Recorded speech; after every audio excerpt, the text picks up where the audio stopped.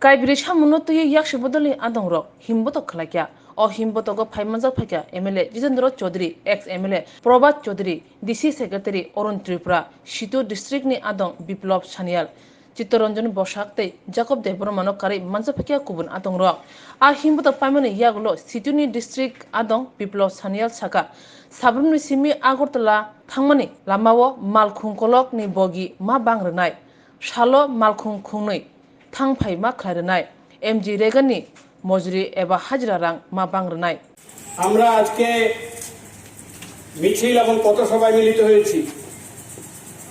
এখানে আমরা দাবি করেছি যে দ্বিতীয়বার ত্রিপুরা রাজ্যে ভারতীয় জনতা পার্টির নেতৃত্বে সরকার তৈরি হওয়ার পর আমরা প্রত্যাশা করেছিলাম যে তারা তাদের দেয় প্রতিশ্রুতি প্রতিপালনে জনস্বার্থ রক্ষায় একটা ভূমিকা গ্রহণ করবেন, কিন্তু আমরা লক্ষ্য করলে দেখতে পাই যে চলতি আর্থিক বছরে গ্রামীণ মানুষের কাজের জন্য যে রেগা চালু রয়েছে সেই রেগা বরাদ্দ ৭৫,০০০ কোটি টাকা সেখানে কমিয়ে দেওয়া হয়েছে।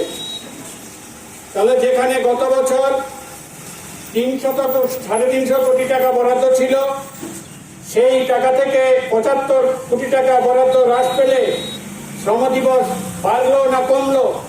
যারা রেগার কাজের উপর নির্ভর করে তার জীবিকা নির্বাহ করছেন তারা আজকে বিবেচনার মধ্যে নিয়ে দেখুন যে সরকার গরিব মানুষের স্বার্থ রক্ষায় সেখানে ভূমিকা নিচ্ছে কিনা। উপরে পড়বে ১০০ দিনের দাবি ছিল, সংসদের মধ্যে সেই ধরনের প্রতিশ্রুতি দিয়ে এই কাজ শুরু হয়েছিল, কিন্তু বাস্তবে সেটা দেখা যাচ্ছে যে কোনো জায়গায় খুব কম সংখ্যক ৫০-এর নিচে সেখানে শ্রম দিবস হচ্ছে।